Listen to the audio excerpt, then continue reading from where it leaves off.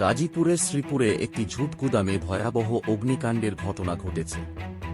মঙ্গলবার 18 নভেম্বর দিবাগত রাত ঠিক 12টার দিকে শ্রীপুর পৌরসভার মাওনা শ্রীপুর সড়কের বকুলতলা এলাকায় সারোয়ার হোসেনের মালিকানাধীন ওই ঝুট গুদামে হঠাৎ দাউদাউ করে আগুন ছড়িয়ে পড়ে। প্রত্যক্ষদর্শীদের তথ্য অনুযায়ী রাত 12টার পরপরই গুদামের ভেতর থেকে ঘন ধোঁয়া বের হতে দেখা যায় এবং কিছুক্ষণের মধ্যেই আগুন পুরো গুদামে ছড়িয়ে পড়ে। খবর পেয়ে শ্রীপুর ফায়ার সার্ভিসের একটি ইউনিট ঘটনাস্থলে পৌঁছে আগুন নেভানোর চেষ্টা শুরু করে, কিন্তু আগুনের তীব্রতা বাড়লে রাজেন্দ্রপুর মডার্ন ফায়ার সার্ভিসের আরও 2টি ইউনিট যোগ দেয়। ফায়ার সার্ভিসের 4টি ইউনিট টানা প্রায় 2 ঘণ্টার চেষ্টায় আগুন নিয়ন্ত্রণে আনতে সক্ষম হয়। আগুনে গুদামের ভেতরে থাকা সমস্ত ঝুট মালামাল পুড়ে যায় এবং গুদামে থাকা 3টি গরু পুড়ে মারা গেছে।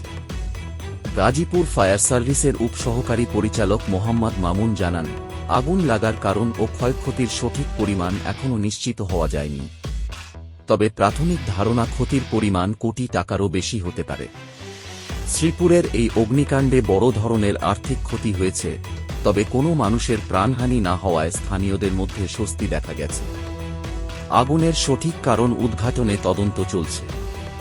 এরকম আরও আপডেট পেতে আমাদের চ্যানেলটি সাবস্ক্রাইব করুন।